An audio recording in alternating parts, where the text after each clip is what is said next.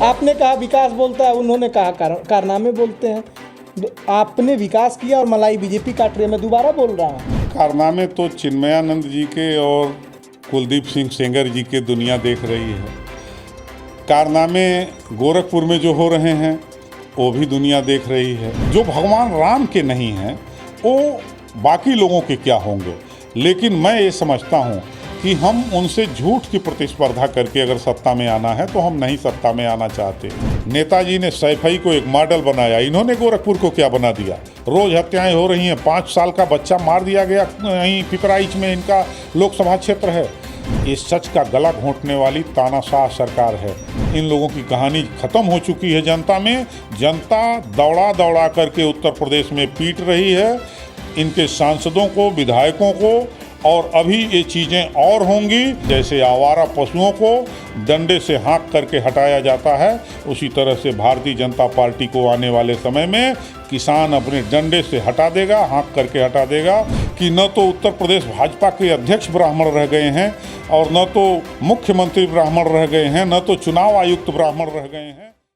BJP के प्रदेश अध्यक्ष स्वतंत्र देव सिंह ने कहा कि सपा केवल मुस्लिम वोट बैंक की राजनीति करती है, इसके लिए उन्हें कारसेवकों पे गोली क्यों ना चलवानी हो।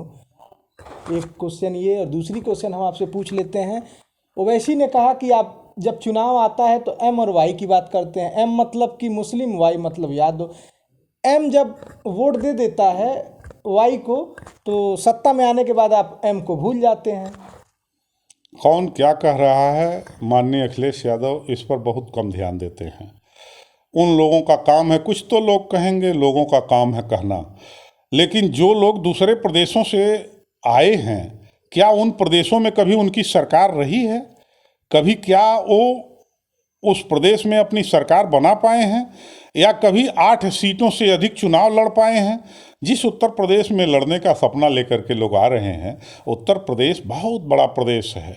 403 विधानसभा की सीटें आती हैं, जिसमें 200 से ज़्यादा जीतना सरकार बनाने के लिए ज़रूरी होता है। जो अपने प्रदेश में केवल 8 सीट लड़ते हों, वो लोग हमसे अगर सवाल करने आएँ तो मैं समझता हूँ ये गैर ज़रूरी है। और स्वतंत्र देव सिंह तो झूठ बोलने की प्रशिक्षण केंद्र में से आते हैं। वो इतना झूठ बोल रहे हैं, भारतीय जनता पार्टी के लोग इतना झूठ बोल रहे हैं कि वो केवल झूठ बोल करके ही सरकार बना लिए। समाजवादी चरित्र ये नहीं होता। जनता चुन रही है उनको, जनता चुन रही है। आपने कहा विकास बोलता है, उन्होंने कहा कारनामे बोलते हैं। आपने विकास किया और मलाई बीजेपी काट रही है। मैं दोबारा बोल रहा हूँ, तो आप भी कुछ ऐसा करिए, सत्ता में आइए। आपने विकास का नारा दिया, बीजेपी ने आपके कारनामों के बात कही, तो जनता ने वो कारनामे स्वीकार किया। और जनता ही लोकतंत्र में सर्वोपरि होती है, तो आपको तो इस बात को मानना पड़ेगा। कारनामे तो चिन्मयानंद जी के और कुलदीप सिंह सेंगर जी के दुनिया देख रही है। कारनामे गोरखपुर में जो हो रहे हैं वो भी दुनिया देख रही है।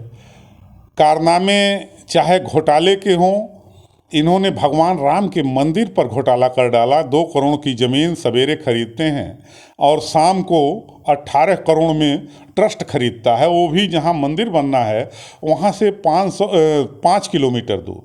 जो भगवान राम के नहीं हैं वो बाकी लोगों के क्या होंगे। लेकिन मैं ये समझता हूँ कि हम उनसे झूठ की प्रतिस्पर्धा करके अगर सत्ता में आना है तो हम नहीं सत्ता में आना चाहते। हम जिस चीज़ में प्रतिस्पर्धा करना चाहते हैं, काम में अगर उनको प्रतिस्पर्धा हमसे करनी है तो काम में प्रतिस्पर्धा करके दिखाएं कि 23 महीने में लखनऊ में मेट्रो बन के चल गई। 5 साल के भीतर माननीय अखिलेश यादव ने मेट्रो बनवाया और चला दिया। माननीय अखिलेश यादव ने 23 महीने में एक्सप्रेसवे बनाया, उसका पूरा अलाइनमेंट 23 महीने में हुआ और उसको चला करके उस पर सुखोई और हरकुलिस जैसे विमान उतरवा करके दिखा दिया। 18 लाख लोगों में लैपटॉप बांट करके दिखा दिया।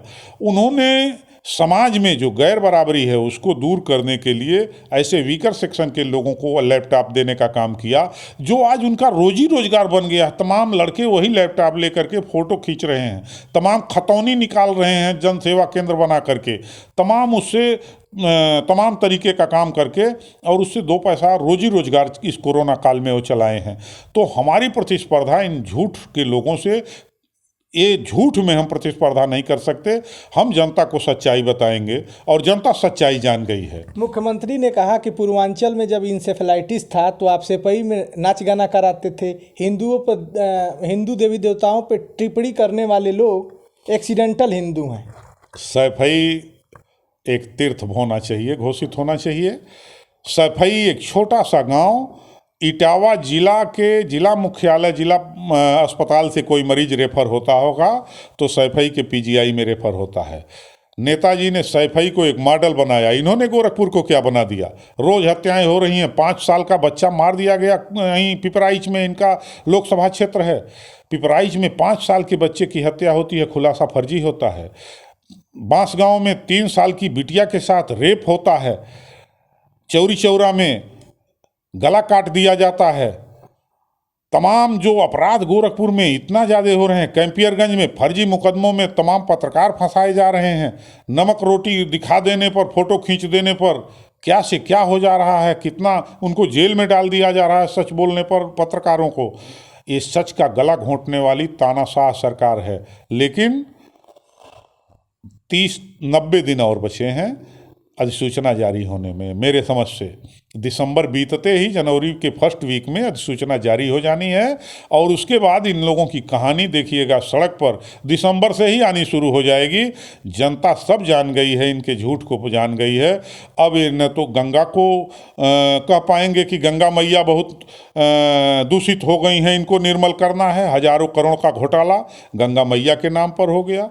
गऊ के नाम पर गो आश्रय स्थलों में 2 किलो भूसा का घोटाला कर डाले ये लोग। तो अब गंगा और गऊ के नाम पर ये लोग कहीं कुछ भी नहीं कर पाएंगे। इन लोगों की कहानी खत्म हो चुकी है जनता में। जनता दौड़ा दौड़ा करके उत्तर प्रदेश में पीट रही है इनके सांसदों को, विधायकों को। और अभी ये चीज़ें और होंगी।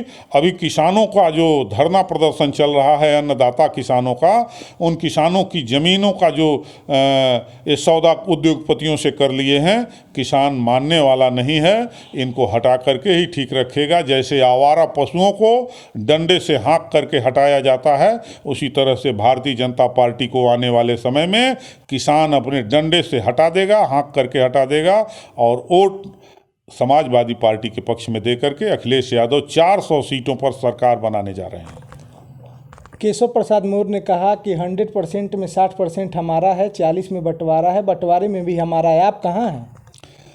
केशव प्रसाद मौर्य जी प्रबुद्ध सम्मेलन में व्यस्त हैं।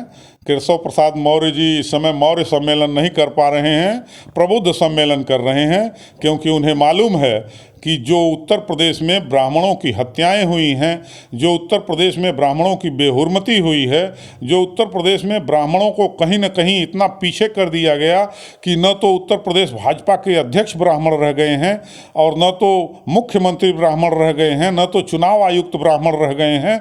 तो ब्राह्मणों को ये लग रहा है कि जहां सारे पदों पर डीएम, एसपी और थानेदार जहां एक जात के पोस्ट हो रहे हैं, वो ब्राह्मण समझ गया है कि हमको क्या करना है। ब्राह्मण आपको वोट क्यों दे? ब्राह्मण इसलिए वोट दे कि उत्तर प्रदेश में सर्वाधिक सम्मान ब्राह्मणों का समाजवादी पार्टी की सरकार में हुआ था। चाहे वह भगवान परशुराम के जयंती पर छुट्टी करके माननीय अखिलेश यादव ने छुट्टी किया था, और चाहे यहीं से आप जहां से उत्तर प्रदेश की सीमा शुरू होती है, भाटपार रानी पहली विधानसभा जो देवरिया की होती है, भाटपार रानी से लेकर के बबलू उपाध्याय भाटपार रानी से आते हैं, उनके पिताजी मंत्री रहे हैं और वहां से ब्रह्माशंकर तिवारी कैबिनेट मंत्री रहे हैं। गोरखपुर वहां से आ जाइए तो आपके जो है केसी पांडे जी को दर्जा प्राप्त बनाया गया था।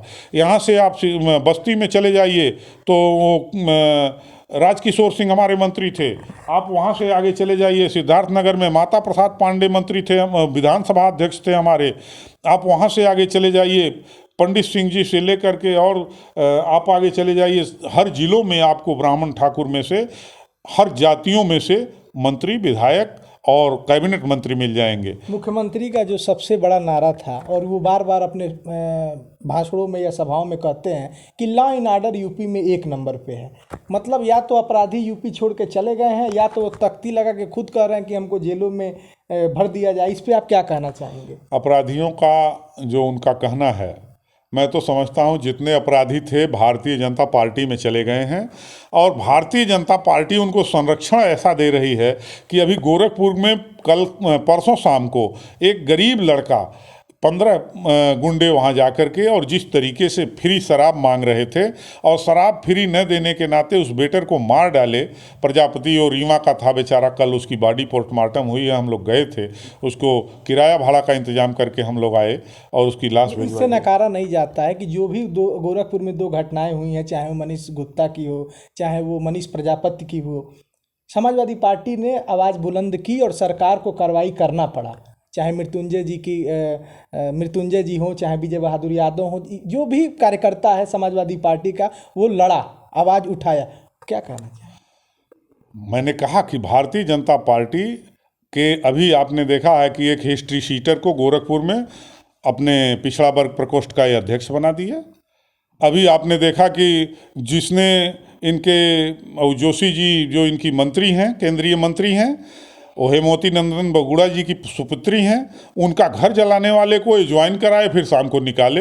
भारतीय जनता पार्टी इतनी कंफ्यूज है, इतने अपराधियों को, हाँ जो अपराधी इनके यहाँ चला जा रहा है उसकी कोई जांच की ज़रूरत नहीं है, लेकिन बाकी अगर कोई बाहर अपराधी नहीं है तो उसके साथ ठोको नीति अपना रहे हैं और उस पर फर्जी मुकदमे लाद रहे हैं। तो ऐसे में जनता अब इन्हें बर्दाश्त करने वाली नहीं है, इन्हें सत्ता से उखाड़ फेंकने जा रही है। 2022 आने दीजिए, कम दिन शेष बचे हैं, इतने दिनों में इन लोगों को उखाड़ दे।